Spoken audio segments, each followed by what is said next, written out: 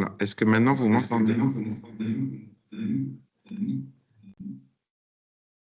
Ok, bah alors je vais y aller. Il faut couper le micro et le son.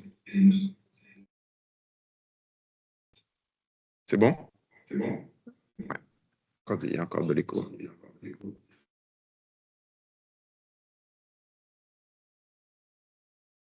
Caroline, je pense qu'il faut couper le son.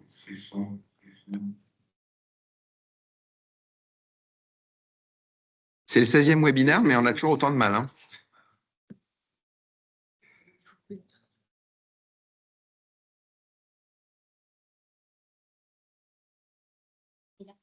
Alors, est-ce que maintenant ça marche? Ouais. Ah non, toujours d'accord. Sur le truc blanc, est-ce que vous ne pouvez pas couper? Non, mais le volume. Pas le micro, le volume. Voilà. Voilà, je pense que maintenant ça doit être bon. Alors, eh bien, écoutez, ce que je vous disais, c'est bienvenue à toutes et à tous pour ce 16e webinaire. C'est le dernier de l'année 2025, juste avant les fêtes de fin d'année. Et donc, comme vous le voyez, voilà, la consigne était d'avoir des pulls de Noël. Et on a tous, même Laurent, c'est une chemise de Noël, je suis sûr. Voilà, et avec des fonds d'écran un peu fun pour ces fêtes de fin d'année. Ce qu'on a prévu à l'agenda de ce webinaire, je ne vais pas tellement vous parler de l'actu du groupe, je vais plus vous parler de l'évolution du capital, mais surtout du plan à 5 ans, horizon 2029, ce qui est prévu pour le groupe. Puis j'aurai un slide pour vous parler de MSH. Derrière, Laurent et Séverine feront cette fois l'actu pour de vrai sur le business MSH, où est-ce qu'on en est sur nos renouvellements, etc. On fera l'habituelle question-réponse. Et puis, on avait à cœur de revenir vers vous par rapport un peu au baromètre social et les actions que nous comptons engager. On a un webinaire assez chargé, donc on fera un temps un peu raccourci, mais pour que Ngaël, qui s'y joint, et merci d'être là, puisse vous dire les grands axes et comment on va travailler, vos retours sur le baromètre social pour aller vers de l'amélioration. Et puis, comme c'est le dernier webinaire de l'année, ce qu'on s'est dit, c'est que ça peut être bien de revenir sur 2025 et puis on vous fera rapidement un peu les temps forts, voilà, un flashback sur l'exercice 2025 et ses temps forts. Voilà ce qu'on a prévu. Je propose qu'on démarre sans plus tarder. Alors, sur l'actu générale du groupe, en substance, le closing du deal sur l'évolution de notre capital a été fait. Alors, je ne vais peut-être pas faire un quiz entre le signing et le closing. Si vous vous rappelez, je l'avais présenté la dernière fois. Sur le signing, on s'est mis d'accord sur toutes les conditions pour qu'un actionnaire sorte et un autre rentre, mais ce n'est pas closé tant qu'on n'a pas eu l'approbation des régulateurs dans les pays où nous sommes. Et le closing a eu lieu le 20 novembre, donc ça y est, des actionnaires sont sortis et on a un nouvel actionnaire, je vous donnerai le détail juste après. Ce qui veut dire qu'on peut, j'allais dire, enfin se concentrer sur la mise en œuvre de notre stratégie. On n'est plus à faire l'évolution en capital.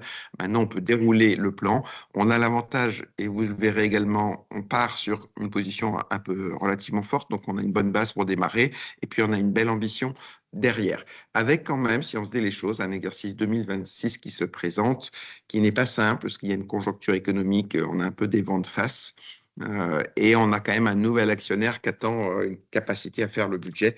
Donc voilà, on a un petit peu de tension, je pense, sur l'exercice 26, mais derrière, un très joli plan à 5 ans que je vais vous présenter. Alors, si on va sur l'évolution du capital, simplement pour vous dire que Christian Burrus s'est renforcé lors de cette évolution et va détenir ou détient désormais 47% du groupe Diot-CSI. Le management a réinvesti et détient 8%. 47 plus 8, ça fait 55%. Vous avez un noyau familial et managérial qui est là pour la durée. Christian ne souhaite pas partir dans 5 ans ou 6 ans, il s'est même renforcé, comme je viens de vous le dire.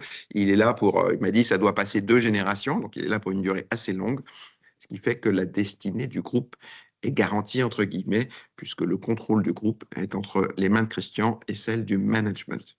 À côté de ça, nous avons Ardian, qui a une horizon de temps un peu plus court, hein, ils sont là pour 5, 6, 7 ans, qui souhaite néanmoins nous accompagner et qui ne vient pas seul, qui vient avec d'autres investisseurs qui sont avant tout des fonds souverains.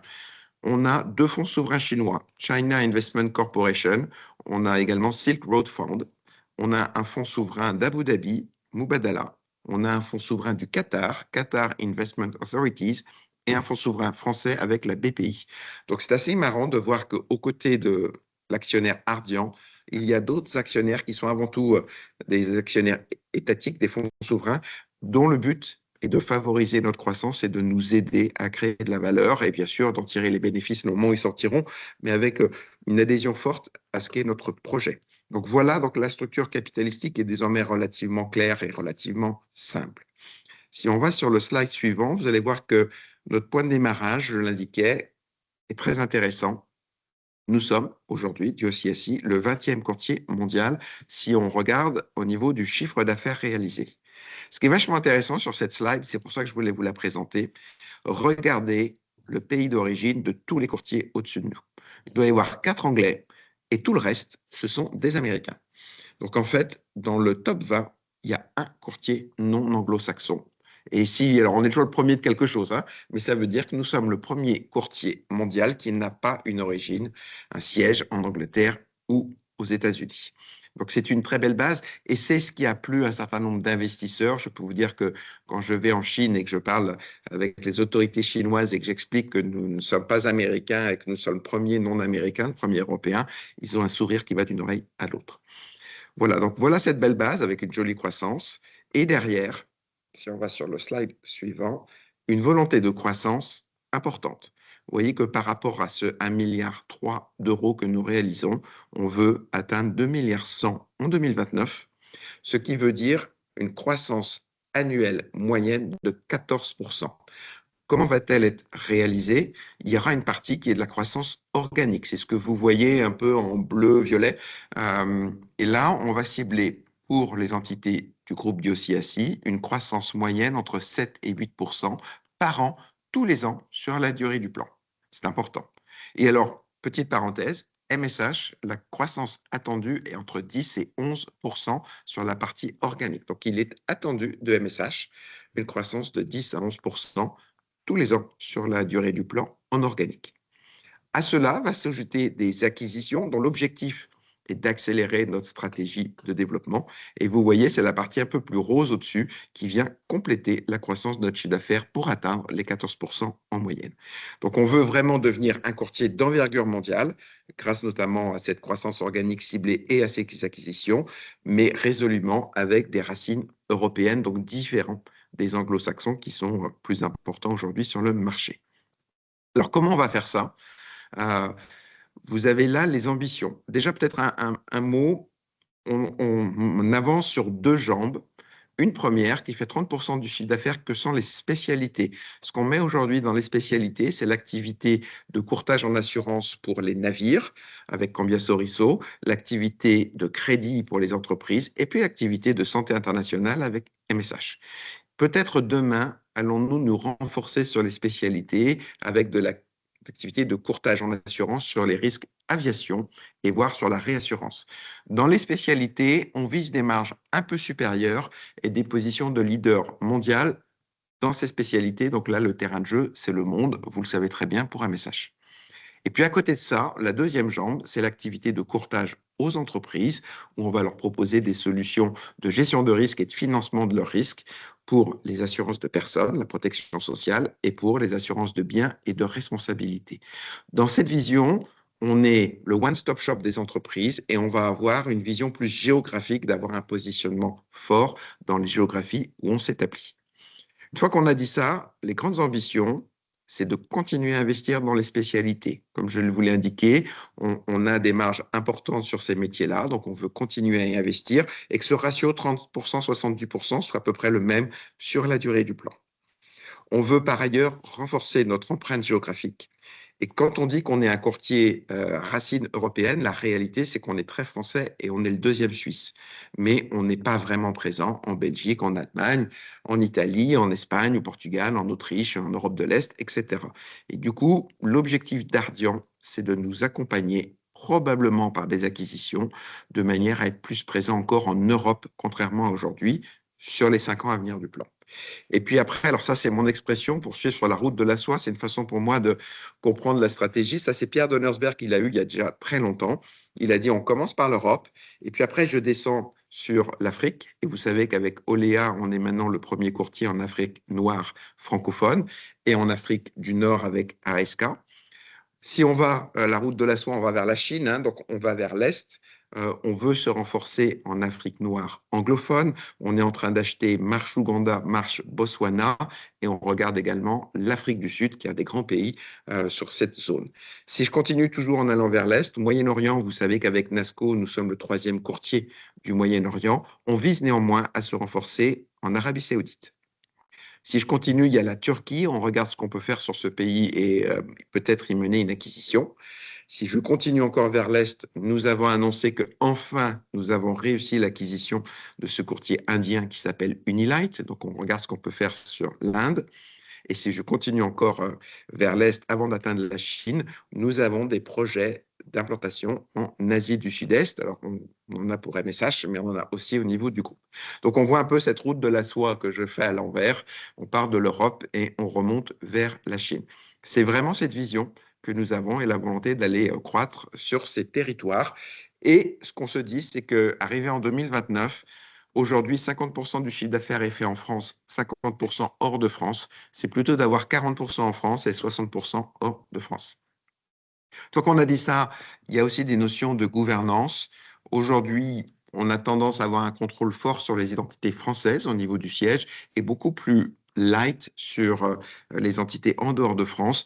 Le but est de trouver le bon équilibre entre autonomie qui ne veut pas dire indépendance, donc voilà les règles de gouvernance du groupe et avec ce qui va avec, et puis bien sûr d'avoir une gouvernance très orientée business pour pousser toutes les synergies business, donc faire en sorte que voilà, quand on a des mandats de courtage mondiaux, on puisse alimenter nos propres filiales et qu'elles arrivent à se développer localement sur des grands groupes, qu'ils soient français ou qu'ils soient du Moyen-Orient, partout dans le monde. Il y a également une volonté sur le plan à 5 ans de travailler la stratégie de marque. Il y avait une réunion vendredi, j'y étais pas, donc je ne vais pas trop vous dire de trucs intelligents, mais la réflexion, c'est est-ce qu'on doit avoir une marque unique? Est-ce qu'on dit demain c'est du CSI ou autre? Est-ce qu'on a plutôt une marque chapeau? Vous savez, LVMH, et puis en dessous, il y a plein d'autres marques.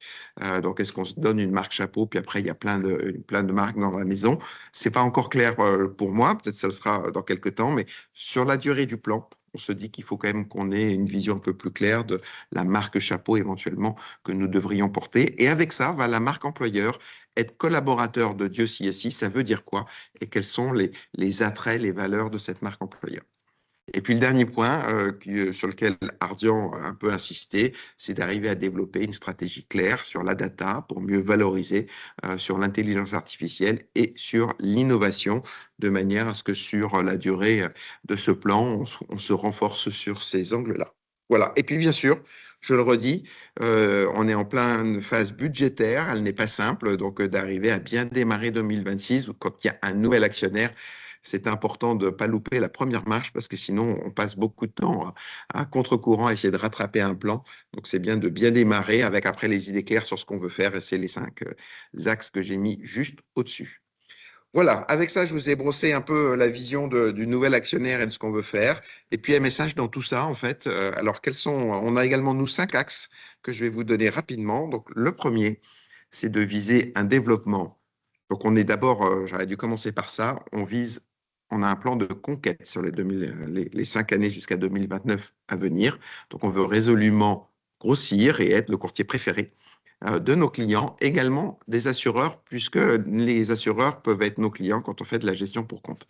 Donc, c'est une volonté de croissance qui est par géographie et par segment. Je vais vous donner quelques exemples. En géographie, depuis la France, nous regardons l'Asie du Sud-Est. Je ne sais pas si Séverine, on vous en dira un mot, mais en tout cas, on regarde aujourd'hui ce qu'on peut y faire, et notamment la Thaïlande. On regarde également l'Inde. Alors, c'est les équipes de Dubaï, MSH Mina, qui regardent cette partie-là. On regarde sans aller aussi loin l'Espagne. Qu'est-ce qu'on peut faire pour se développer? Donc, on continue à aller défricher des territoires sur lesquels nous ne sommes pas encore complètement présents et qui peuvent nous donner des marges de croissance. On va regarder également par segment.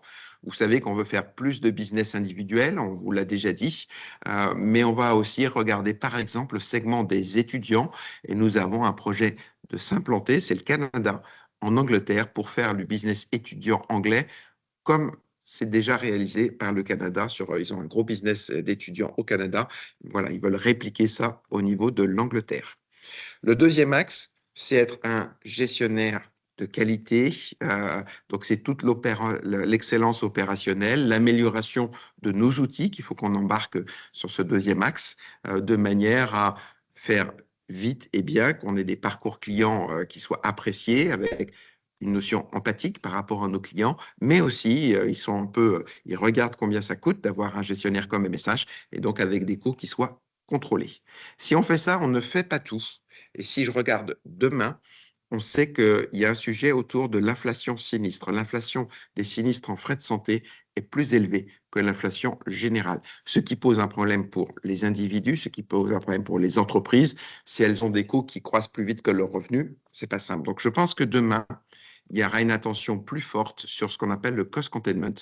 Et donc, c'est un axe sur lequel nous devons travailler pour être, on est déjà, je pense, pas mal, mais encore meilleur. Donc, ça tourne autour du réseau et de plein d'autres initiatives, mais aussi sur la capacité que nous devons avoir à communiquer ce que nous faisons et prouver que nous sommes capables d'aider nos clients à maîtriser l'inflation des sinistres santé.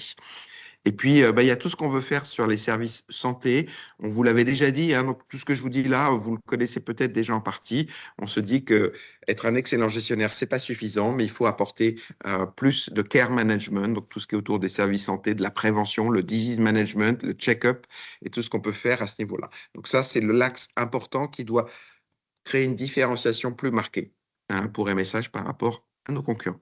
Et puis le dernier point, pour réussir tout ça, il faut embarquer les femmes et les hommes. On est sur un métier de femmes et d'hommes. Vous êtes notre premier actif et donc s'assurer que sur cette durée du plan, on le fait en embarquant l'ensemble des équipes.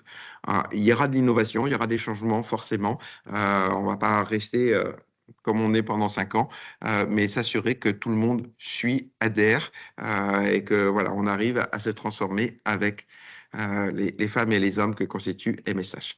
Ça, c'est notre plan. Moi, je suis extrêmement confiant d'une manière relativement simple. On a des équipes formidables, donc merci pour ce que vous faites. C'est grâce à vous qu'on est là où on est. On a maintenant une capacité à améliorer nos outils et Benoît vous dira un peu ce qui a été fait en 2025. Donc, ça me rend plus confiant. Et puis, fondamentalement, j'étais en Chine il y a 15 jours. On voit qu'il y a un sujet dans beaucoup de pays, et la Chine n'échappe pas, sur le vieillissement de la population et l'augmentation des frais de soins pour les systèmes publics. Ce qui veut dire que les systèmes privés, notamment pour les gens qui ont la capacité à acheter ou pour les entreprises, ont un bel avenir devant eux, puisque en fait, les systèmes publics cherchent de plus en plus à shifter. Est-ce que lorsque les gens peuvent prendre leur avenir entre leurs mains pour avoir accès à des réseaux de soins à des prix négociés, mais peut-être de meilleure qualité, des rendez-vous plus rapidement que par les systèmes publics, c'est ce que font de plus en plus les personnes. Donc, on est sur un marché qui foncièrement, même si en ce moment l'économie n'est pas bonne dans le monde, etc., on est sur un marché qui foncièrement va aller en croissant, ce qui me donne beaucoup d'espoir sur la capacité qu'on va avoir à faire le plan, voire mieux éventuellement. Voilà, j'en ai terminé sur ma partie pour vous dire un peu la vision à 5 ans avec cette évolution de notre actionnariat. Je propose qu'on passe à l'actu business avec Laurent et Séverine. Bonjour à tous. Eh ben, c'est parti pour l'actu business. Si les slides veulent bien apparaître.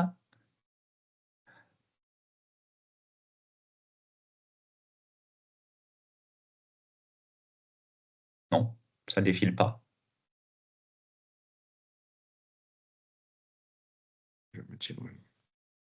Attendez. Ah, ça y est.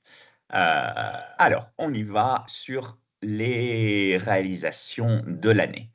On a de jolies réalisations que vous connaissez et on a fait au total plus de 2,5 millions d'euros de business nouveau, ce qui est une année pas mal en termes de conquête.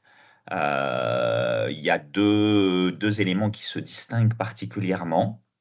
Le premier, c'est le compte Saipem qui ne cesse de croître. Vous savez que c'est une réalisation de l'an passé et en fait, c'est un compte qui ne fait que grossir, où le client nous confie progressivement des populations additionnelles. Nathalie me confiait dernièrement que pour l'année prochaine, il y avait déjà de nouvelles populations qui allaient d'arriver, je crois plus de 1600 marins. Et donc à la fin, on est en train de construire tous ensemble le plus beau client corporate de MSH France. Et puis le deuxième point qui se distingue, c'est notre conquête en Espagne, en particulier avec Diego. Donc vous connaissez tous désormais le Mufacé, hein, qui, on va dire, est une partie du Spain Mofa. La conquête espagnole, là aussi, se développe de plus en plus, puisque il y a quelques semaines, on a appris qu'on faisait l'AECID, qui est un autre joli dossier espagnol. On a remporté le lot 1 il y a quelques semaines et on vient de remporter le lot 2 tout récemment.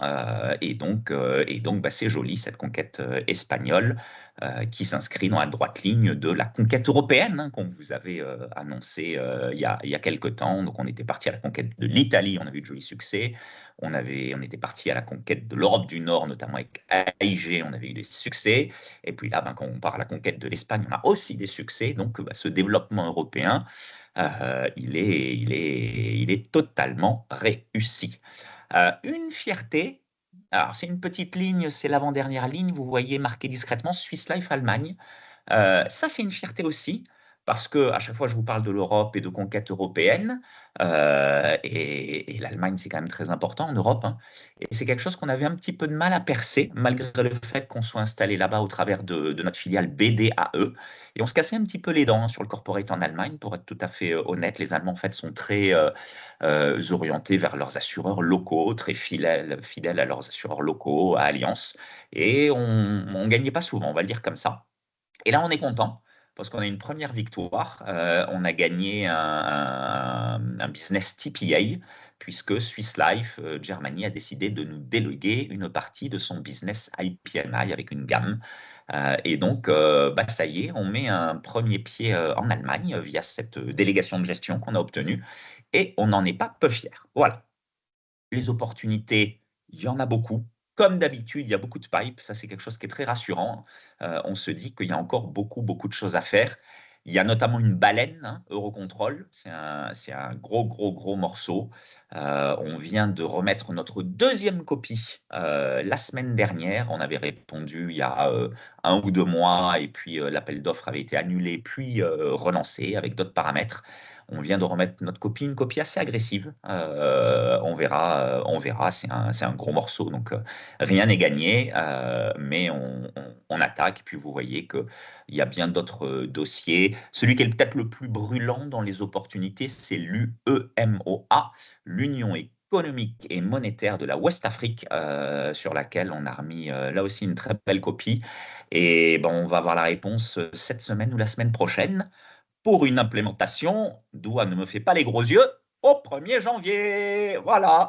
Donc, on va se faire un MOFA Philippines bis le 23 décembre, la veille de Noël. J'espère qu'on va apprendre qu'on aura gagné le dossier et puis il restera royalement 3-4 jours pour l'implémenter. C'est facile. Voilà. Et puis, on a eu quelques pertes aussi cette année. Il faut savoir parler des pertes avec un dossier qui nous a fait un petit peu mal, auquel on était attaché, qui est l'UNESCO. Voilà, on ne gagne pas toujours. Et puis, il arrive aussi que des concurrents, quelquefois, gagnent. Donc, à la fin, belle conquête, une grosse résile, beaucoup d'opportunités. C'est une année qui est pas mal, mais qui nous a donné envie d'avoir faim, et voire même très faim, pour l'année prochaine. Donc, on parlera de l'année prochaine, hein. Mais grosso modo, on va envoyer du steak en 2026. C'est ça le mot d'ordre, c'est ça qu'il faut que vous reteniez. Alors, c'est la fusée, hein, repartir en conquête commerciale. On s'était tous dit, hein, je ne sais pas si vous vous souvenez des derniers webinaires, que 2025, on allait un petit peu temporiser parce qu'on avait fait une très grosse année en 2024 avec des implèmes 2025. Et puis, on avait eu beaucoup de mouvements aussi, hein, avec le lancement de Koala, avec la fin de la délégation de la CFE. Voilà, donc on s'était dit, on temporise un tout petit peu, ce qu'on a fait malgré quelques jolis succès. Et en 2026, je vous l'annonce déjà, on va repartir et on va repartir très fort. Donc ça, c'est le mot d'ordre pour 2026. Et puis, on continue notre conquête. Alors, notre conquête en individuel, je laisserai parler Séverine Quand je dis une conquête, c'est conquête géographique. Et puis, on va accélérer l'Espagne puisqu'on a vu qu'on y arrivait bien. Et donc, du coup, on a décidé d'ouvrir un bureau commercial qui va certainement accompagner l'ouverture des développements géographiques de Doha et ses équipes au niveau opération. Voilà, donc de grosses ambitions pour 2026.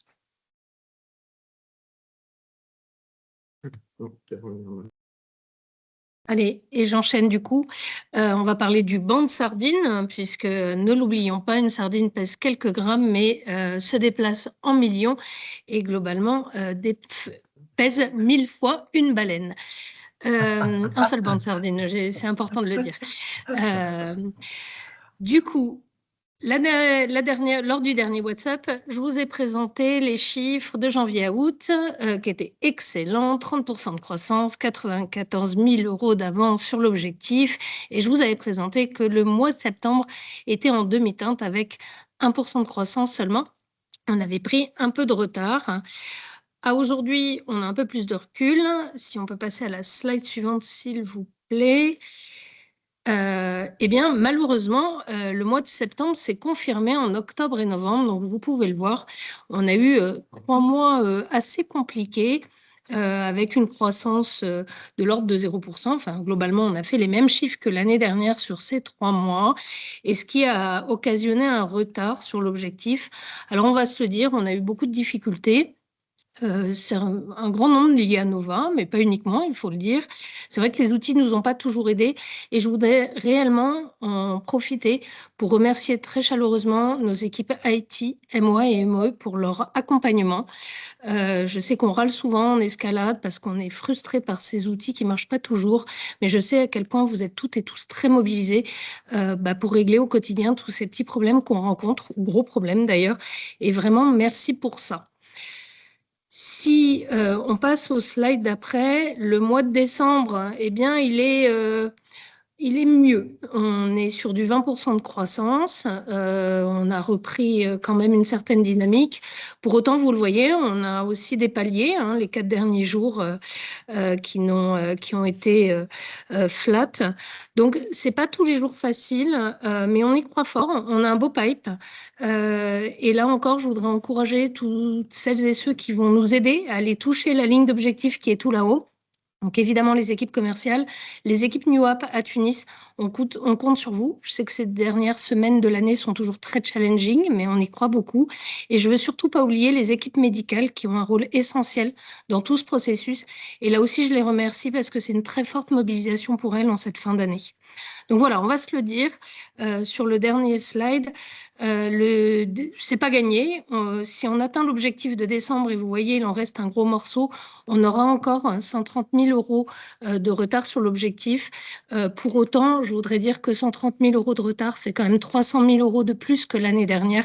Et ça reste une très, très belle performance collective. Concernant le middle market, alors, une belle année avec 180 000 € signés aujourd'hui. Et puis, on a encore, et là, je vais me joindre à Laurent pour dire à Doha, désolé, mais on a encore un très beau pipe ce 16 décembre. Tout se joue très souvent dans les dernières semaines, voire les derniers jours de décembre. Et là aussi, je voudrais saluer aussi non seulement les équipes commerciales, mais les équipes implantation qui nous aident beaucoup. Implémentation, pardon. Et puis, on parle toujours newbies, mais ce n'est pas tout. On est en pleine période de revalo. On est en train de négocier des très belles revalos avec nos clients, plus 20% acceptés par Anrogina encore ce matin même. Donc, on n'a quasiment aucune perte de clients et même au contraire, on arrive à faire des upsells en bref comme en santé. Donc là encore, un grand bravo aux équipes. Et puis, dernier point, je n'ai pas fait de slide spécifique, mais vous l'avez évoqué, Fred, Laurent, notre stratégie de croissance en Asie du Sud-Est. Donc, cette année, nous avons travaillé à une étude complète de l'opportunité pour savoir comment aller faire croître notre business individuel dans cette région du monde, en utilisant le fait qu'on a notre plateforme de Kuala Lumpur, qui est un centre opérationnel régional d'excellence. Et nous avons choisi la Thaïlande comme premier pays d'implantation commerciale. On y a un BP, un business plan ambitieux, et on va démarrer très rapidement avec, pour 2026, l'ambition d'avoir créé notre desk commercial, d'y avoir une licence de courtage et d'être ainsi en capacité de vendre des polices onshore, c'est-à-dire compliant localement sur place pour pouvoir démarrer en force. Voilà pour cette fin d'année côté individuel et mid-market. Merci. Alors, je vois qu'il y a pas mal de questions sur le fil des questions. Alors, je les prends dans la plus récente à la plus ancienne.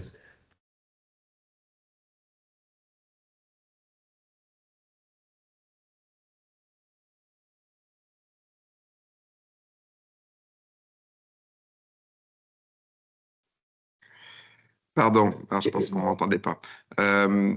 Donc, on va passer aux questions-réponses. Je vois sur le fil, je vais prendre de la plus récente à la plus ancienne. La première est pour toi, Séverine.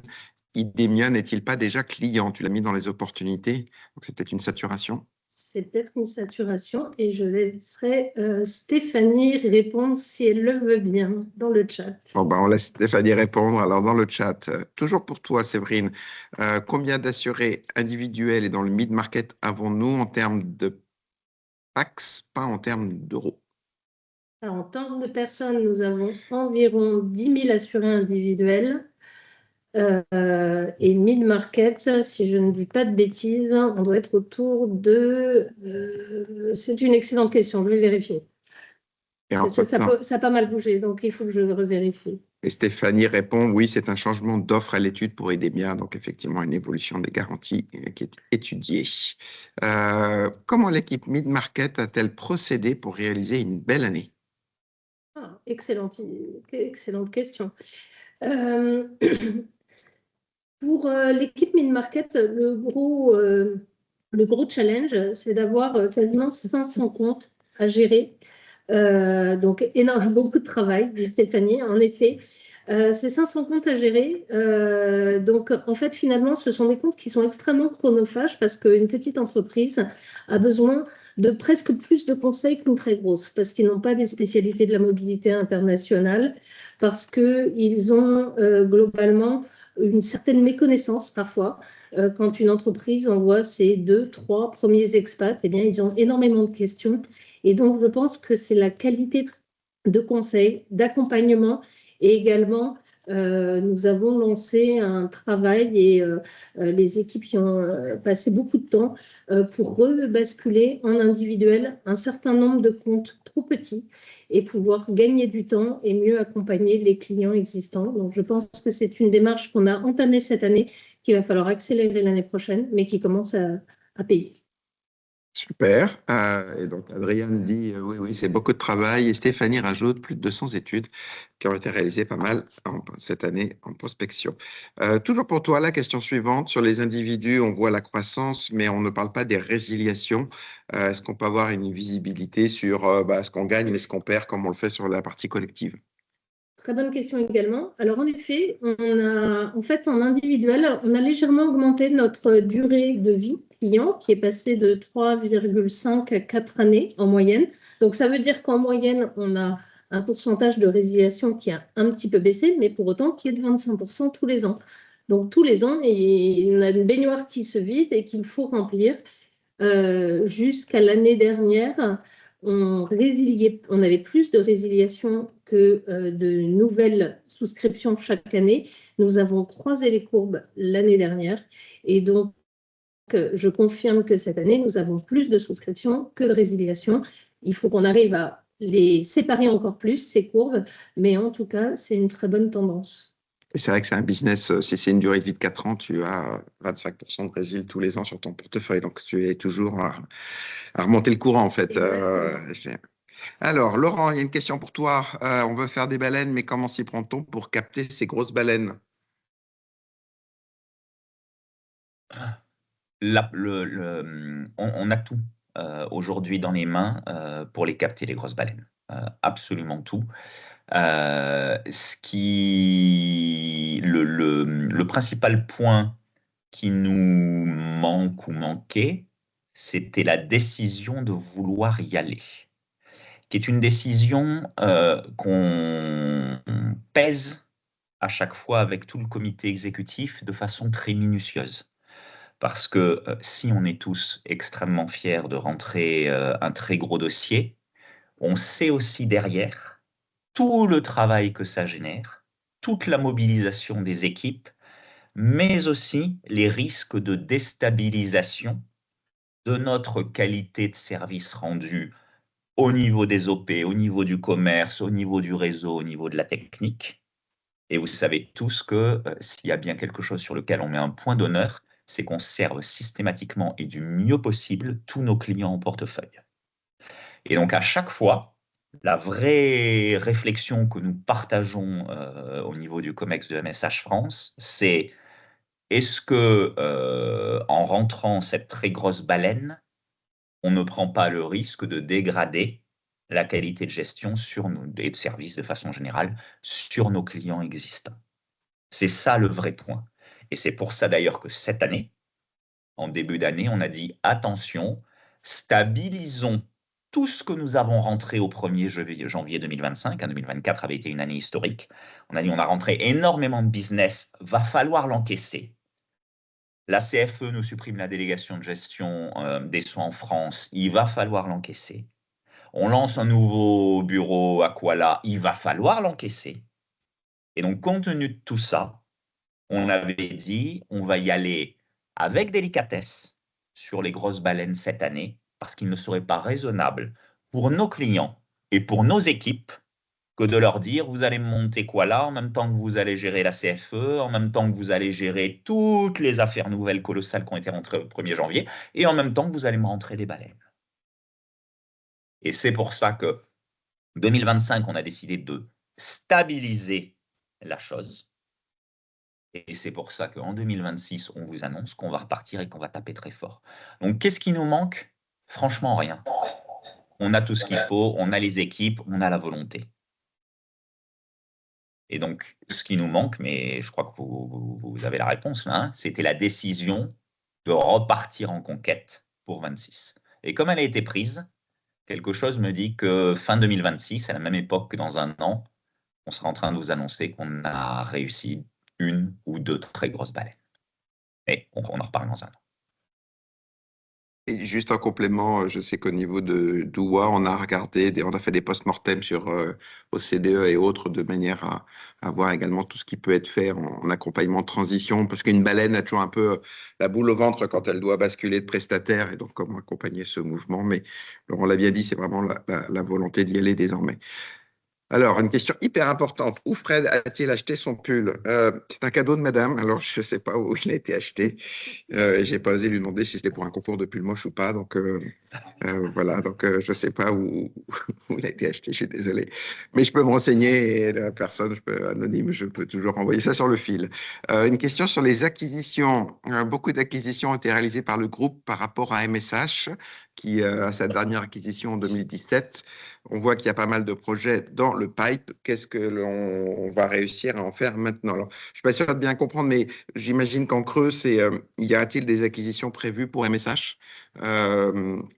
Donc la réponse est oui. Quand vous avez vu le paquet d'acquisitions sur les bar charts que je vous ai montrés, elles ne sont pas allouées, ces acquisitions. C'est-à-dire que le groupe dit, je mettrai X centaines de millions d'euros pour acheter des courtiers, et puis il faut simplement qu'il y a un comité M&A dans lequel on décide si on veut y aller ou pas, et que les conditions, est-ce que ça accélère la stratégie, est-ce que ça fait de la synergie, est-ce que le prix est le bon, etc., soient réunis pour décider d'y aller. On a actuellement une mini-acquisition en cours au Canada sur le business des étudiants. On regarde quelque chose en Allemagne, qui n'est pas encore assez mûr. On avait regardé, mais on avait décidé de ne pas y aller, un projet en Asie du Sud-Est en acquisition. Donc le groupe indique que MSH, comme toutes les entités, ont le droit de faire des acquisitions. Je pense qu'il y a moins de dossiers IPMI sur le marché, si vous voulez fondre ma pensée, qu'il y en a sur celui du courtage traditionnel, où en Allemagne, il y a 20 courtiers, en Italie, il y en a 10, etc. Donc, il y a toujours des courtiers à acheter. Dans notre marché, il y en a un peu moins, ce qui peut expliquer le fait qu'on fasse un peu moins d'acquisitions comparé au reste du groupe. Voilà, alors il y a encore deux questions. Je regarde Yasmina sur le timing, on a peut-être explosé déjà. Un pays comme l'Algérie, est-ce que c'est toujours fermé aux assurances internationales? Je n'ai pas la réponse. C'est vrai qu'on bosse pas mal avec la Tunisie, avec Marebia, on bosse pas mal sur le Maroc avec Wafa, donc on cerne l'Algérie, mais je ne suis pas certain qu'on fasse grand-chose en Algérie. Je ne sais pas si quelqu'un du COMEX a la réponse, mais je pense que ce n'est pas un pays interdit. Je pense qu'en revanche, on n'a pas d'accord avec des compagnies d'assurance algériennes pour proposer des contrats IPMI. Ouais, je pense que c'est toujours fermé, mais honnêtement, je n'ai pas la réponse, donc désolé pour ça. Et puis, il y a une question pour toi, Séverine, à nouveau. On parle de 25% de taux de résiliation moyenne, donc tous les 4 ans, en fait, ce qu'est la durée de vie de quelqu'un qui part à l'étranger, qui décide de revenir en individu. Est-ce qu'on sait comment ça se compare par rapport à la concurrence, si on a cette info? Alors, on n'a pas cette info, elle est compliquée à obtenir. Ce qu'on sait, c'est qu'il y a un certain nombre de personnes qui rentrent tout simplement en France. C'est que la durée d'expatriation moyenne, elle est, alors c'est très variable et les chiffres sont, enfin, voilà, selon les études, il y a des méthodologies différentes. Certains chiffres sont à 3 ans, d'autres à 5. Ce qu'on sait, c'est que globalement, on a une capacité à augmenter encore ce chiffre en offrant une qualité de gestion premium, en accompagnant mieux nos clients. On y travaille beaucoup avec les opérations et on pense qu'on a la capacité de l'augmenter probablement 1 ou 2 ans encore. Mais ce sont des chiffres qui ne sont pas publics. Mais c'est une bonne remarque, parce que l'important, c'est de croiser les courbes entre les affaires nouvelles et les affaires perdues. Effectivement, si on peut travailler les deux, c'est le double effet qui se coule. Et je pense que par rapport à la question, les étudiants, c'est des durées de vie hyper plus courtes. Les retraités, c'est des durées de vie, des polices, hein, plus longues, j'imagine. Enfin, ça dépend aussi des segments individus qu'on va avoir, j'imagine. Et ce que montrent les études, c'est qu'il y a quelques personnes, enfin, là, il y a vraiment 2 types d'expatriation. Il y a les personnes qui partent pour 1, 2, 3 ans, et puis il y a ceux qui s'installent et qui restent 10, 15, 20, 30 ans. Donc finalement, une moyenne entre tout ça, c'est difficile à imaginer. Mais nous-mêmes, on a le même écart type. On a beaucoup de personnes qui rentrent au bout d'1 an et d'autres qui sont là depuis 20 ans. Donc notre population est tout à fait conforme à ce qu'on voit sur le marché. Super, voilà, ben, on a épuisé les questions, donc je vous propose de passer au baromètre social avec Anne-Gaëlle. Tu mets ton micro. Bonjour à tous. C'est bon. Ravie d'être avec vous aujourd'hui donc pour vous présenter, vous faire un petit état des lieux du baromètre social, un point d'étape. L'idée aujourd'hui, c'est que je viens vous présenter en fait les 3 axes communs de travail groupe et MSH pour notre baromètre social. Puisque pour rappel, j'étais intervenue à un précédent WhatsApp pour vous présenter les résultats MSH et groupe. Et donc là, on vient pour vous présenter les actions qu'on souhaite mettre en place au sein des équipes et les actions qui ont été également identifiées au niveau du groupe. Donc 3 grosses thématiques cette année au niveau du plan d'action. Donc il y a un gros enjeu autour de la transversalité et de la connaissance du groupe. Également un point sur la communication et la collaboration entre les équipes. Et 3e sujet autour de la carrière et la posture managériale. Donc ce sont 3 thématiques qui sont ressorties des résultats du baromètre éco et sur lesquelles vous avez des attentes. Et donc dans cette optique-là, des actions étaient identifiées au niveau du groupe et au niveau des MSH pour voilà, faire vivre vos résultats et trouver les actions adéquates. Donc, il y a des choses où vous allez voir un Threat Imagine ou cross-sell, ce sont des choses qui existent déjà. On ne va pas réinventer ce qui fonctionne bien. L'idée, c'est de poursuivre. Donc, par exemple, sur la transversalité et la connaissance du groupe, d'avoir accès à la plateforme Imagine, se rendre compte de ce que font les collègues, ce qui se passe dans le groupe, c'est quelque chose voilà, qu'on souhaite continuer. Également, la dynamique du cross-sell avec le fait voilà, de se connaître un peu mieux entre équipes, de faire des dynamiques inter-BU, cross-BU, cross-équipe. Donc ça, voilà, pour le groupe, ce sont des actions qui existent déjà et qui vont continuer, qui vont perdurer. Pour MSH, c'est également de continuer ce genre de format. Les webinaires WhatsApp, c'est quelque chose qui fonctionne très bien et qui est apprécié.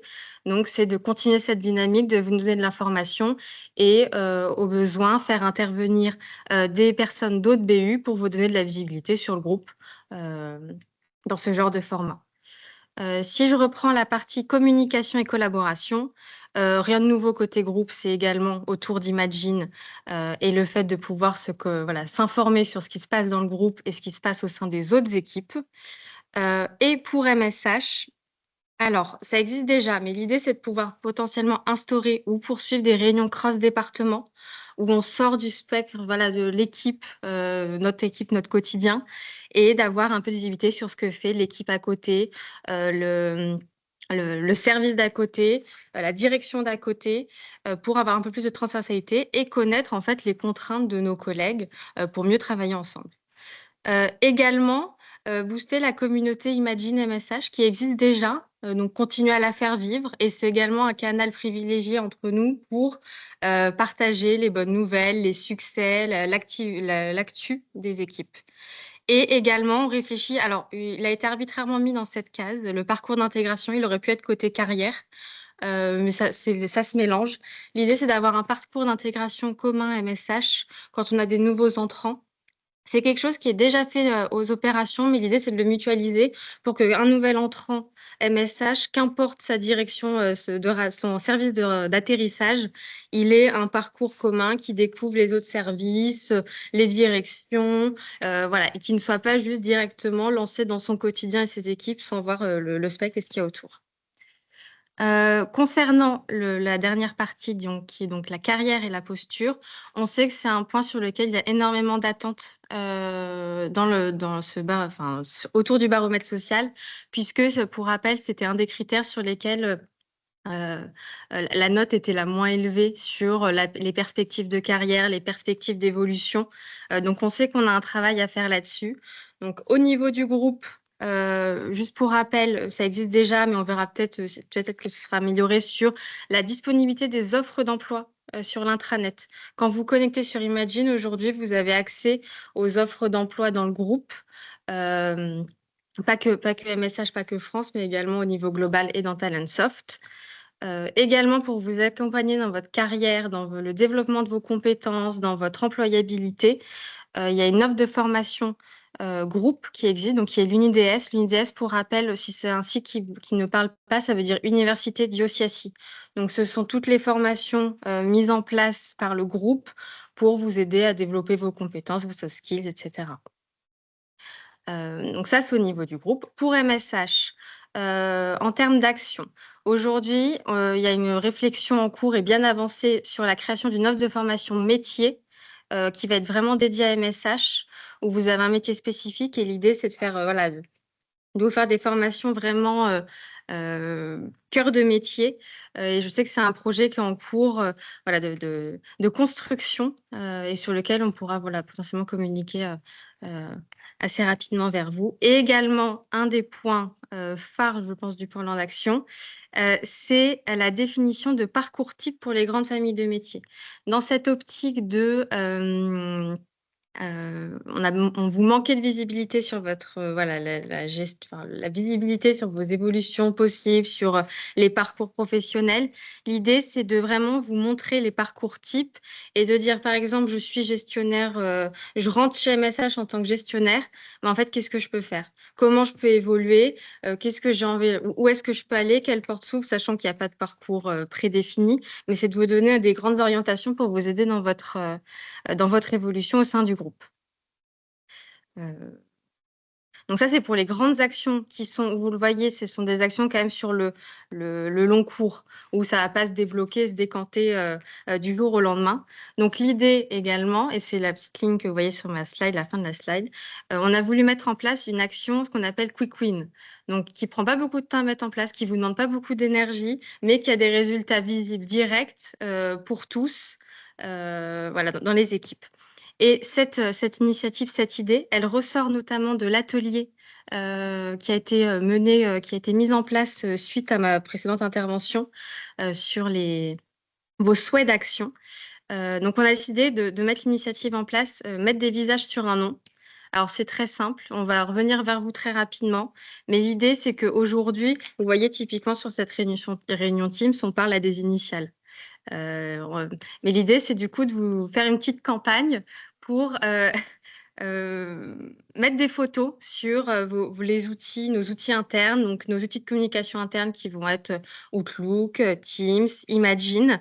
Vous mettre des photos professionnelles et qu'on puisse mettre des visages sur des noms. C'est la première étape pour apprendre mieux se connaître. Et donc, on reviendra vers vous très rapidement avec un peu les mots d'op pour mettre en place ce genre d'action. Et j'en profite, je finis juste parce que je l'ai évoqué très rapidement, l'atelier du 21 novembre. Donc, c'est l'atelier de feedback collaborateur sur les actions que vous souhaitiez voir mises en place cette année. Et je vous remercie vraiment pour votre participation. C'était des échanges très riches. Il y a eu énormément d'idées poussées et j'espère que vous arrivez à les retrouver plus ou moins dans le plan d'action parce qu'elles ont vraiment aidé à construire ce plan d'action. Donc, c'était très riche. Merci beaucoup pour votre participation. Et c'est vrai que c'est un atelier qui a été mené entre les équipes de Paris et de Tunis et qui permettent de co-construire ce plan d'action pour l'année 2025-26. Donc voilà, c'est tout pour moi. Et l'idée, c'est donc de vous faire un prochain point d'étape premier trimestre 2026 pour vous donner un peu de visibilité sur ce qui est mis en place, où on en est avant le lancement de la prochaine enquête. Merci. Bon, merci à toi. Il y a une question pour toi. Je vais couper. Voilà, la question est, quand est-ce que les offres d'emploi seront aussi disponibles en anglais sur Talentsoft, même si Claire et l'équipe Trad se mettent à disposition pour aider la RH à faire les traductions. Donc les offres, je comprends qu'elles sont en français. Est-ce qu'on peut les mettre en anglais? Alors, pour le moment, elles sont en français en France, puisque c'est une obligation légale. Légalement, tous les documents liés à l'embauche, donc les contrats de travail, les postes doivent être en français. Après, effectivement, je suis d'accord avec vous, on s'internationalise, on peut réfléchir à une version in English. Alors, Anne-Gaëlle avait passé son micro, je ne sais pas si tout le monde a entendu, mais grosso modo, il y a une loi en France, la loi Toubon, je crois, qui nous oblige à mettre en français sur nos sites. Mais peut-être qu'on peut réfléchir à avoir deux langues, en fait, anglais, enfin français, anglais, voilà. Et quelqu'un dit Best HR. Merci à toi. Et puis, je vois qu'il y a une question anonyme de Mathieu sur le café gratuit. Allez, on va y réfléchir d'ici 2029. Allez, je vous propose de faire le flashback 2025. On a quelques minutes de retard par rapport à l'horaire. Donc, voilà. Donc, effectivement, l'objectif, c'est de balayer un petit peu l'année qui vient de se passer pour regarder quels ont été les temps forts, que ce soit des joies et des peines. Et on va démarrer tout de suite avec Doua, qui va nous parler de la péninsule ibérique. Bienvenue à toi, Doua. Titillé par... Vous m'entendez bien? Oui. Oui, le son est bon? OK. Alors, j'ai pas mal été titillée par mon et notre cher Laurent international. Donc, je vais vous raconter l'histoire de la zone ibérique et toute ressemblance avec un personnage connu et voulu et assumé. Alors, avant de commencer, je vous préviens, aujourd'hui, je ne fais pas comme les films, hein, pas de toute ressemblance est fortuite. Non, non, chez nous, toute ressemblance est petit 1, calculé, petit 2, assumé, et même petit 3, sponsorisé. Si vous reconnaissez le style, les piou-piou, c'est normal, c'est fait pour. Alors aujourd'hui, on parle conquête, on parle reprise de la conquête, pas celle des Gaulois, mais celle de la péninsule ibérique. Oui, on va planter notre drapeau en Espagne et au Portugal. Et pas juste pour les tapas et les pastéis de nata. Alors, je me suis entraînée pour les pastéis de nata. Quoique, ça aide à négocier. Première étape, Moufacé, Aïcide, l'eau 1 et l'eau 2, c'est dans la poche. Et tout ça grâce à qui? Grâce à petit Diego, qui deviendra grand. Comme dirait le personnage que j'imite. Alors, mais on ne s'arrête pas là. Portugal, avec la fin, on arrive, taureau dans les arènes. Les prospects chauds, au lard. Mofa Spain, Mofa Portugal et encore, la liste est longue. Et oui, quand on dit Prospécho, ce n'est pas la météo ibérique. C'est notre pipeline qui fait monter la température. Et parce qu'on aime la synergie, on va encore plus loin. Olea, BU du groupe en Angola, qui gère la population assurée qui ira se soigner au Portugal. Eh bien, ils vont s'allier avec nous sur notre conquête et ils nous font confiance en nous confiant leur portefeuille. Alors, ils parlent de 80 000 têtes, hein, c'est les ardeurs africaines, angolaises qu'on connaît. Nous, on cible plutôt 20 000. Et chez nous, la santé voyage en business class, Angola, destination Portugal. C'est la nouvelle route du bien-être. Alors, je compte sur vous, vous préparez tous vos castagnettes et vos guitares portugaises pour un peu de fado, parce que la conquête commence maintenant. Et souvenez-vous, chez nous, toute ressemblance avec un personnage est voulue et assumée, parce qu'on aime faire les choses avec panache. Et pour finir les piou-piou, on ne va pas juste entrer sur le marché ibérique, on va y danser le flamenco en costard-cravate. Merci beaucoup, Doua. Merci pour cette présentation hyper imagée. En témoignent tous les applaudissements. Merci pour la créativité. Alors, on va, sans transition, on va basculer sur des deux gros sujets IT de l'année avec Benoît. Donc, préparez Benoît, le terrain, Benoît, hein, vous l'aurez compris. Je suis dur de passer après Doua. le floor is yours. Ouais, dur de passer après Doua. Donc bonjour à tous. Moi j'ai proposé une forme de petit jeu. Donc je ne sais pas si certains d'entre vous devinez le projet qui se cache derrière cette image. Je vous laisse quelques secondes. Donc en fait on voit des gens autour d'un serveur. Bon, le serveur fume un peu, mais bon, les gens continuent de sourire et on va dire qu'ils essayent et on essaie de faire en sorte que ça marche. Donc pour ceux qui l'auraient deviné, c'est le projet Nova. Alors, le projet Nova, c'est un abus de langage de dire projet Nova parce que Nova, c'est un programme. Et en fait, Nova contient environ 25 projets ou chantiers qui ont pour objectif de moderniser, renouveler, améliorer nos infrastructures. Ce programme a démarré l'année dernière, et cette année, en début d'année, en 2025, et il doit se terminer fin d'année prochaine, en 2026. Donc, on n'a pas fini Nova. Sur 2025, quand on pense Nova, ce qui nous a le plus impacté dans Nova, c'est le projet de migration de nos infrastructures. Nos infrastructures étaient hébergées chez Sopra, avec des data centers en région parisienne, et on les a migrées vers Capgemini, toujours pareil, en région parisienne. L'impact, c'est qu'il y a effectivement un changement d'infogéreur, mais aussi on devient propriétaire de notre infrastructure, ce qui n'était pas le cas chez Sopra. Alors, ce projet de migration, comme vous le savez tous, s'est fait un peu dans la douleur et a monopolisé beaucoup de monde pour configurer et tester la nouvelle infra et surtout nos applications.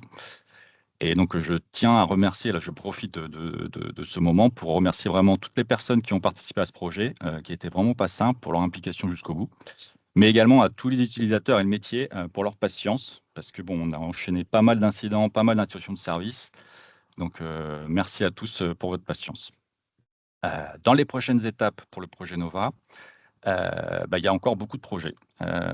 Beaucoup de projets qui, normalement, ne devraient pas avoir d'impact pour MSH, comme par exemple l'amélioration du Wi-Fi ou du réseau sur les sites. Par contre, il y a un projet qui, à mon sens, aura un impact pour nous tous, qui va démarrer en deuxième trimestre 2026, c'est la fusion des Active Directory. Donc, ça va toucher à tout ce qui est gestion des comptes et gestion des droits d'utilisateurs. Donc, ce projet-là risque aussi d'avoir un impact l'année prochaine. Mais on fera en sorte d'éviter le maximum de turbulences. Donc, voilà pour Nova. Alors, le prochain temps fort. Moi, je vous laisse aussi deviner. Peut-être que le nom ne va pas vous parler, mais c'est le projet Nexus. Alors, qu'est-ce que c'est que Nexus? C'est un projet de réorganisation de l'IT qui consiste en fait à donner plus d'indépendance au BU. Donc, avant Nexus, les équipes IT hors MOA avaient un contrat DST et elles étaient pilotées par la DST dans les équipes de Yann Ménard. Maintenant, avec Nexus, chaque BU a son propre DSI, donc, ce qui explique mon arrivée courant juin chez MSH. Les BU ont récupéré le pilotage et le suivi des équipes de développement. Et les internes et les prestataires ont maintenant aussi un contrat MSH, qui d'ailleurs officiellement va prendre effet le 1er janvier 2026. Alors, quelques chiffres par rapport à Nexus.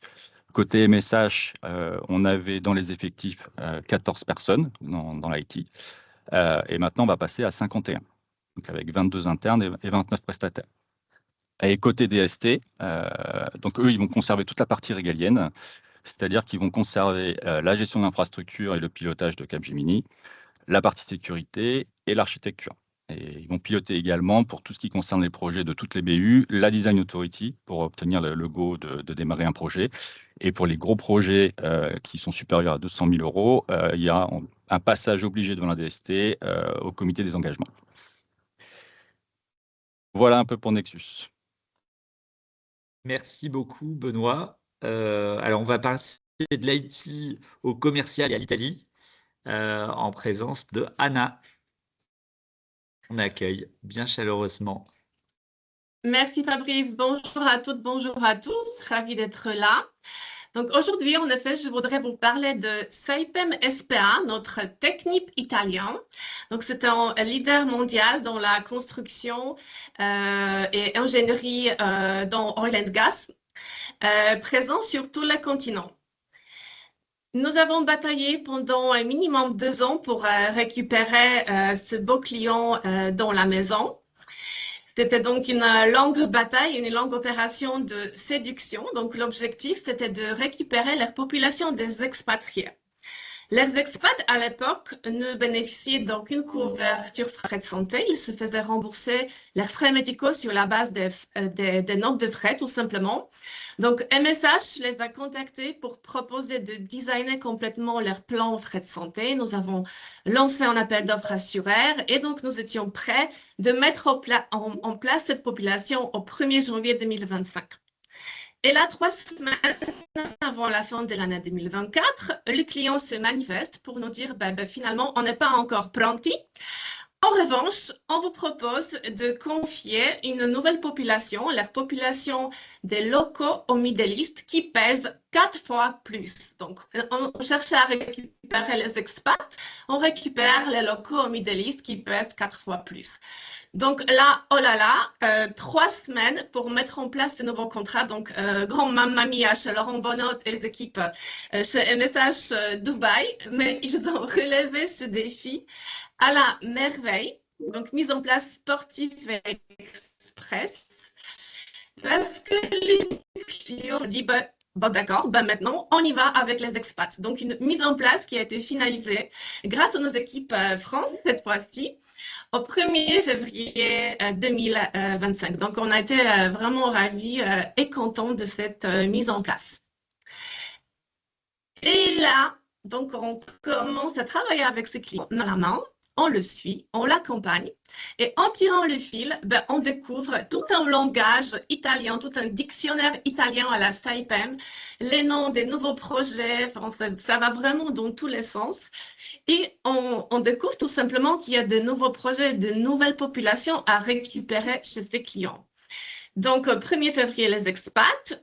1er avril, on récupère les expatriés au Middle East.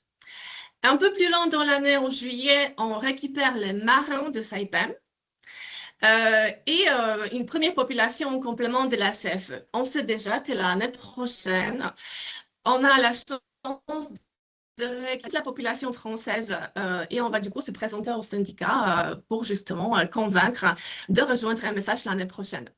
On vient également d'avoir l'accord du client pour leur marin GPS. Donc, c'est encore une autre entité suisse, cette fois-ci, qui envoie les marins partout dans le monde. Et on sait déjà que la mise en place se fera au cours du 1er trimestre 2025. Donc, courage Adima, prépare-toi. Donc, on est vraiment très ravis, on découvre, on en découvre.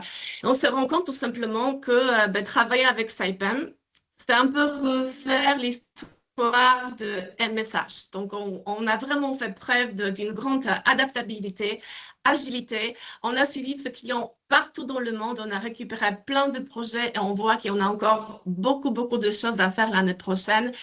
Donc, voilà, moi je vous dis, siamo pronti pour l'année prochaine. On sera là pour accompagner son client. Merci beaucoup et bravo et merci à toutes les équipes en tout cas pour pour votre aide dans ces mises en place. Merci beaucoup, Anna, pour ton enthousiasme et tes mots très sympathiques. Alors, on va basculer sur les services santé avec Sabeya. Alors, on va vraiment encourager, n'hésitez pas à lui envoyer des cœurs parce qu'elle est chez elle, elle est malade. Donc, voilà. Donc, bravo à toi, Sabeya, d'intervenir en dépit de tes petits pépins. Merci beaucoup. Justement, je vais encourager Sabeya avec un tout petit mot d'introduction. Comme l'a souligné Fred, hein, c'est le renforcement, la création, la direction des services santé-prévention est un axe stratégique de notre croissance.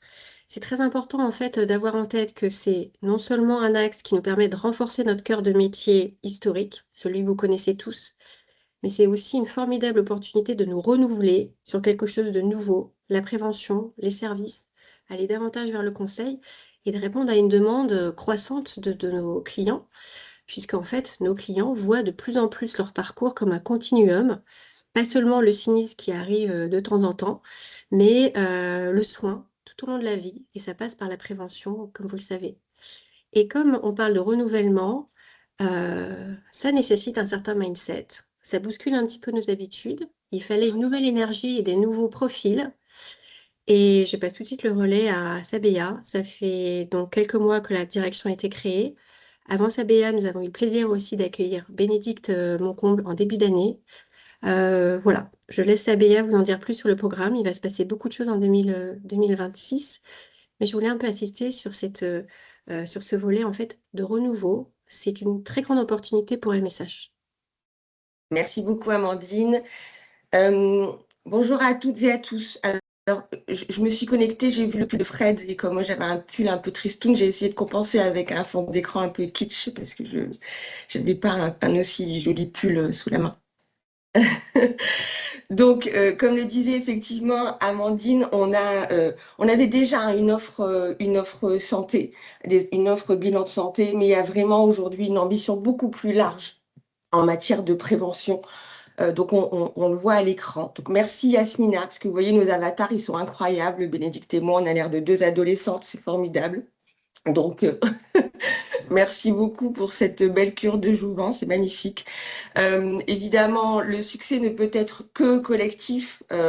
Donc, c'est un sujet qui est hautement transverse. On travaille avec les équipes réseau qui font un travail de dingue pour élargir le réseau sur ces enjeux de bilan de santé, de dépistage. On travaille avec les équipes médicales, on travaille avec Tunis qui est vraiment mobilisée au quotidien. Un grand merci à toutes ces équipes. C'est vraiment tout le plaisir de travailler sur ces sujets. Parce qu'effectivement, on le répète, hein, Bénédicte et moi, on est à votre disposition. On est là pour gérer le développement commercial, la coordination générale, l'amélioration des processus.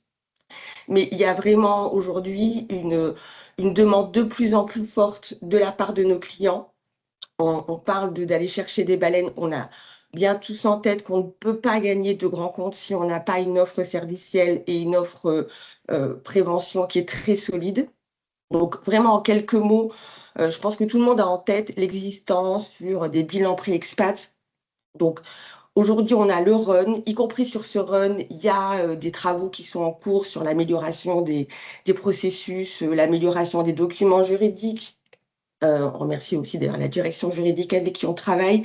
Il y a aussi effectivement un travail d'amélioration pour aller encore plus loin parce que nos clients nous attendent hein, sur l'excellence opérationnelle. Si on leur propose un service en plus, c'est important que ce service fonctionne très bien.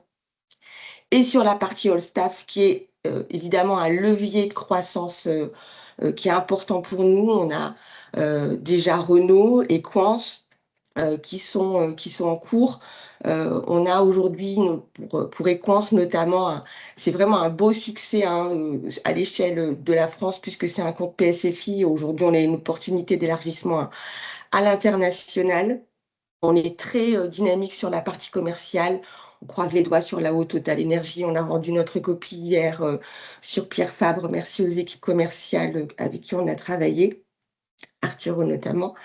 Et vraiment, on vous le redit, on est à votre disposition. Retenez que quelle que soit la taille de l'entreprise, quelle que soit le nombre d'expatriés, on est sur des sujets vraiment sur lesquels on est vraiment attendu. On ne peut pas être MSH et ne pas avoir une offre solide en matière de prévention. Donc, on a un travail sur informer notre portefeuille, aller chercher des prospects qui ne sont pas clients chez nous, mais on peut passer par la fenêtre via les bilans de santé pour, pourquoi pas, ensuite aller chercher la partie assurantielle. Donc, aujourd'hui, on avance aussi avec les équipes PSFI sur des comptes Bolloré, Valeo. Donc, transversalité, collectif, levier de croissance organique, on est à fond. C'est un sujet voilà, qui est vraiment très important et on est à disposition pour avancer sur vos différents comptes et avec vos clients et vos prospects. À très bientôt. Un grand merci, Amandine et Sabeya, pour votre énergie et votre enthousiasme et vos mots assez forts. On va passer la parole à Laurent qui va nous parler d'un événement historique intervenu en 2025. Alors effectivement, ma plus grande fierté sur 2025, notre plus grande fierté, je crois, c'est que quand je suis arrivé chez MSH en 2022, c'était la première année où MSH Chine passait devant MSH France en chiffre d'affaires et en résultats. On sait tous que MSH Chine est un des fleurons de MSH. On a des équipes là-bas qui sont assez extraordinaires. On a des outils informatiques qui sont assez extraordinaires. Le marché dit toujours que MSH Chine n'a pas de concurrent en Asie, en Chine, et qu'ils font un boulot absolument exceptionnel. Voilà, alors évidemment, moi je suis un petit peu français, un petit peu cocorico, je m'étais secrètement dit en apprenant ça que on allait montrer, nous, MSH France, avec toutes nos équipes tunisiennes, aujourd'hui avec toutes nos équipes malaisiennes, donc de l'Asie, en passant par l'Afrique, en passant par l'Europe. On n'avait peut-être pas le milliard de Chinois, on n'avait peut-être pas les outils informatiques de la Chine, mais qu'on manquait pas de talent et qu'on allait voir ce qu'on allait voir. Et 2025, 3 ans plus tard, grâce à votre boulot, grâce à tout ce que vous venez de présenter, là, tous ensemble, et ben oui, j'ai une grosse fierté de vous dire que, et en chiffre d'affaires, et en résultat, MSH France est repassé devant la Chine. Je ne sais pas si vous mesurez le caractère exceptionnel. Parce qu'encore une fois, nos équipes en Chine sont exceptionnelles. Et puis ensuite, parce que voilà, la Chine, c'est 1 milliard de Chinois. Ils boxent sur un marché qui est absolument énorme. Mais nous, voilà, la France, c'est un pays plus modeste que la Chine, beaucoup plus modeste. La Tunisie, c'est un pays beaucoup plus modeste que la Chine. La Malaisie, c'est un pays beaucoup plus modeste. Mais quand on allie nos forces entre Malaisiens, Tunisiens et Français, eh ben, on fait des choses qui sont un peu dingues. Et en 3 ans, on est repassé en pole position. Et puis, quand il faut boucler les budgets, vous savez qu'on est en pleine période budgétaire pour 2026, vous savez tous qu'on a de nouveaux actionnaires qui sont particulièrement exigeants, particulièrement ambitieux, et donc ils tirent toujours les chiffres vers le haut, ils en veulent toujours plus. Et donc, quand il y a quelques années, pour boucler les budgets, Fred appelait la DG de MSH Chine, Céline, pour lui dire, écoute, faut que tu me mettes un peu plus de chiffre d'affaires, un peu plus de résultats. Je sais que tu vas y arriver parce que comme ça me permet de boucler mon budget à un niveau MSH Monde. Et ben aujourd'hui, Fred, c'est nous qui l'appelle pour pouvoir boucler les budgets 26. Et donc ça, c'est une grosse fierté. Voilà, vous avez les graphes, mais ça n'est juste que le reflet de tout ce que Amandine, Sabeya, Doua, Dominique et toutes vos équipes ont présenté il y a quelques minutes. C'est des chiffres qui ne font que traduire une réalité. Et donc, je vous dis que c'est le plus beau cadeau de Noël que vous pouviez nous faire, que d'avoir réussi en l'espace de 3 ans à livrer autant de résultats en croissance, en business, en chiffre d'affaires et en rentabilité. Donc, bravo, pour moi, ça aura été une année marquée d'un point vert assez exceptionnel, inoubliable. Un grand merci à toutes les équipes pour ça. Merci beaucoup, Laurent, pour tes remerciements. On va désormais accueillir un duo de choc, MG et Justine, qui vont nous parler de la marque MSH.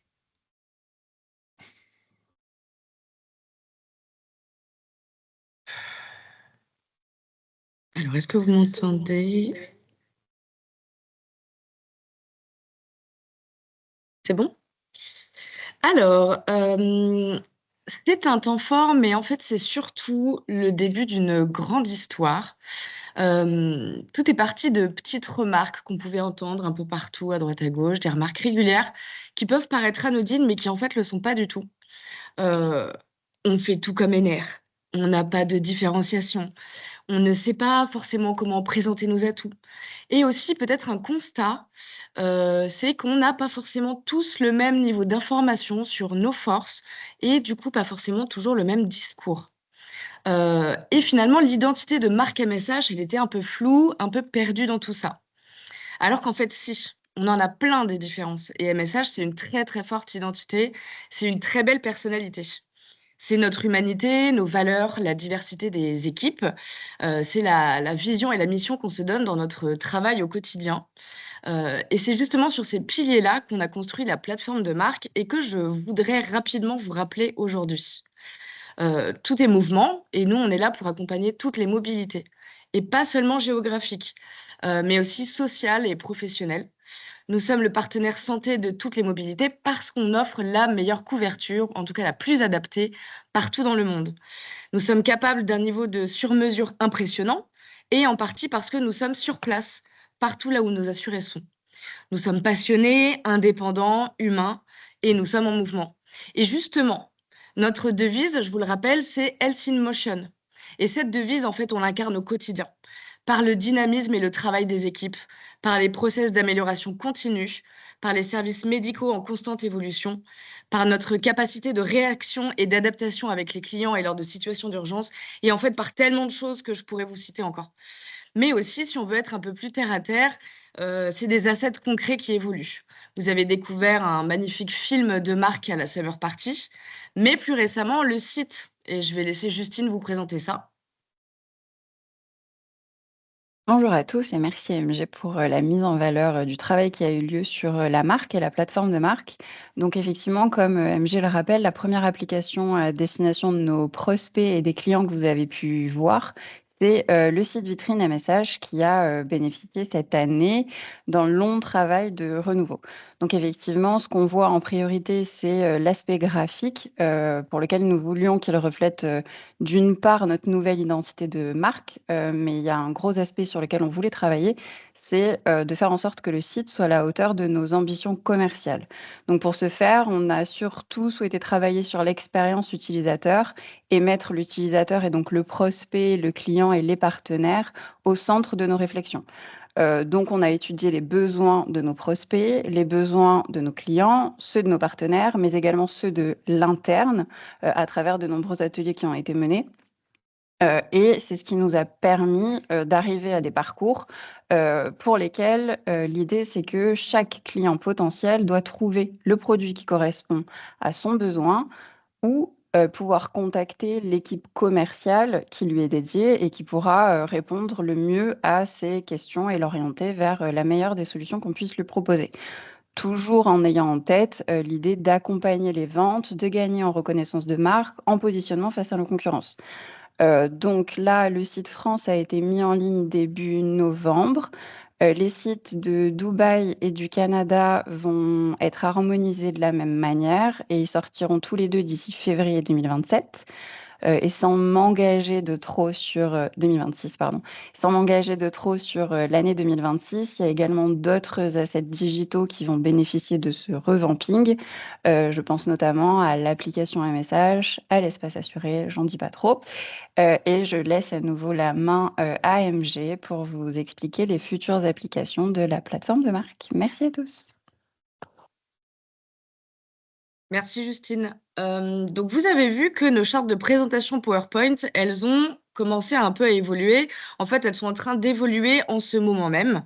Et oui, parce qu'en fait, la plateforme de marque, c'est pas juste un film et un site, c'est aussi tout un travail de messages clés, se recentrer sur ceux à qui on veut s'adresser, être bien au clair sur ce qu'on veut leur dire.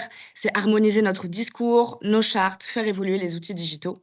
Vous allez voir de nouvelles choses en 2026, des publicités YouTube sur le premier trimestre, un plan de déploiement auprès des collaborateurs et notamment des filiales, des éléments concrets en fait qui vont vous aider à incarner cette identité de marque et surtout parce qu'en fait c'est vraiment ce qui est indispensable, à vous l'approprier, à la véhiculer et à en être fier.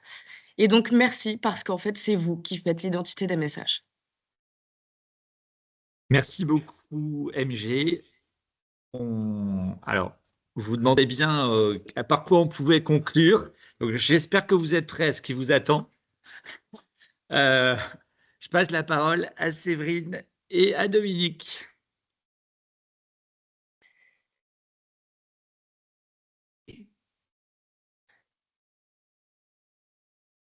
Eh bien, en effet, le dernier temps fort qu'on voulait évoquer, c'était la Summer Party, qu'elle ait été à Paris ou à Tunis. Alors cet été, avec Dominique, nous avions une mission, organiser une fête pour célébrer nos succès. Donc vous voyez, hein, non, je n'ai pas de pull de Noël, j'ai un maillot de bain de Noël, Fred. On aime bien les tenues de saison avec Dominique. Donc j'avoue que c'était plutôt sympa comme mission. Ça nous changeait un peu des chiffres et des objectifs. Qu'en penses-tu, chers collègues du comité des fêtes de MSH ?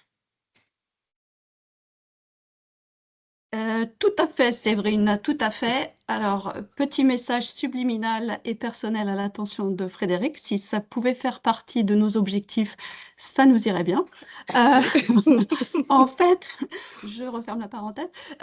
En fait, on se souvient, il y a 3 ans, j'ai du mal à parler, hein, je vous préviens. Il y a 3 ans, on avait organisé notre premier kick-off.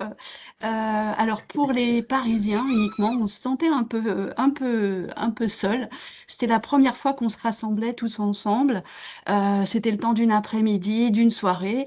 Et puis, il y a eu les premiers awards décernés. Je mets mes lunettes, j'arrive pas à lire mon texte en fait. Tout à fait, Dominique. Alors, pardon, il n'y a que les plus vieux qui peuvent connaître la ref. En effet, et puis il y a 2 ans, on a célébré nos talents. Alors, à Paris comme à Tunis, on a découvert vos talents à tous, de chanteurs, d'orateurs, de peintres. C'était vraiment bluffant.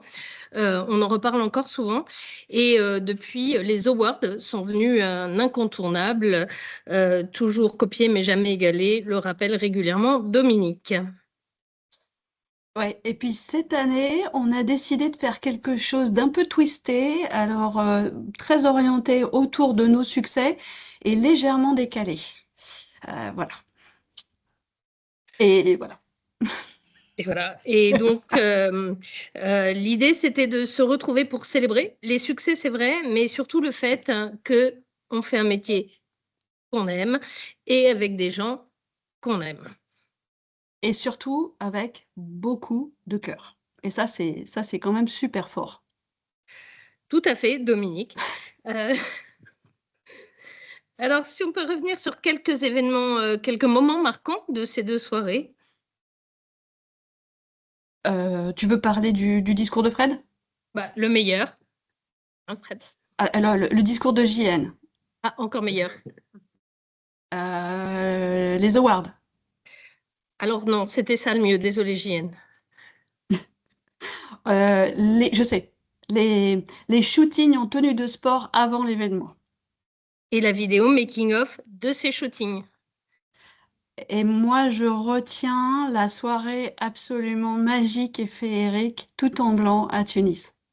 Moi, j'y ai surtout pris des cours de danse. Merci aux équipes tunisiennes de m'avoir pris sous leur aile sur ce sujet.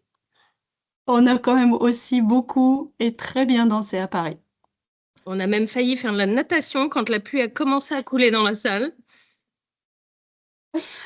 En fait, ce qu'on retient, je crois que c'était le plaisir d'être ensemble, de partager, parce que ce qui nous lie finalement tous, bah, c'est l'humain. Et si on continue à célébrer nos succès ensemble, c'est parce qu'on sait que finalement, la vraie richesse, c'est d'être ensemble et c'est nous, tout simplement nous tous. on vous donne rendez-vous l'année prochaine pour encore plus de succès, encore plus de fêtes, et puis le plaisir d'être tous ensemble et de partager de bons moments. Un grand merci. Ça va être compliqué d'enchaîner avec ça. Un grand merci.